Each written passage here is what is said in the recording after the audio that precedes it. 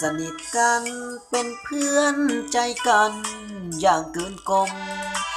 ตั้งแต่เรียนมัธยมม.1 ม.2 ม.3 ม.4 ม.5น้องจบม.ปลายก้าวสู่มหาลัยก็เลยห่างลาพอน้องมีทุนการศึกษาไอ้ลูกสาวนาหัดเงินบ่มีจึงต้องหยุดเรียนเป็นหนุ่มสามัญชนธรรมดาสิ้นสุดเส้นทางการศึกษาความทุกข์ความหน้าหมดก็เท่านี้สมัยทุกวันเขาเลือกเบาปริญญาตรีเฉพาะลูกสาวเพิ่นผู้ดีเพิ่นต้องให้มีอนาคตไกลเป็นหนุ่มบ้านนอกยังฮักตอกอีแตนไถนาย้อนเฮาเรียนจบม.5อาชีพไถนาอยู่กับข้าไทยสัญญากับดินว่าสิบ่หนีที่นาป่าให้เพราะการศึกษาบ่กว้างไกลจึงต้องอาศัยคืนนาทำกิน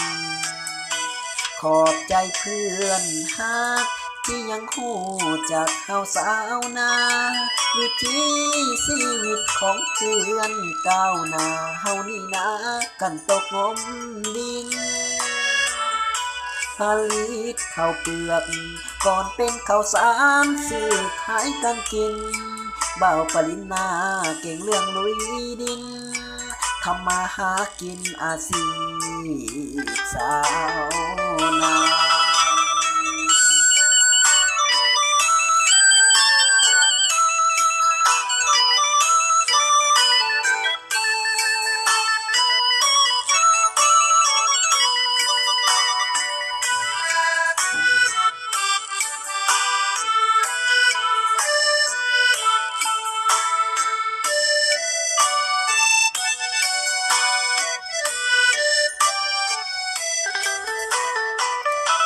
เป็นหนุ่มบ้านนอกยังฮอกตอกอีแตนไถนา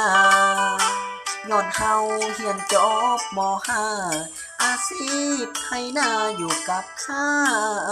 ไทยสัญญากับดินว่าสิบ่หนีที่นาป่าให้เพราะการศึกษาบ่กว้างไกลจึงต้องอาศัยคืนนาทำกินขอบใจเพื่อนฮักที่ยังฮู้จักเอาสาวนาวิถีชีวิตของเพื่อนก้าวหน้าเฮานี่นะกันตกงมดินผลิตข้าวเปลือกก่อนเป็นข้าวสารซื้อขายกันกินบ่าวปริญญาเก่งเรื่องลุยดินทำมาหากินอาชีพสาวนา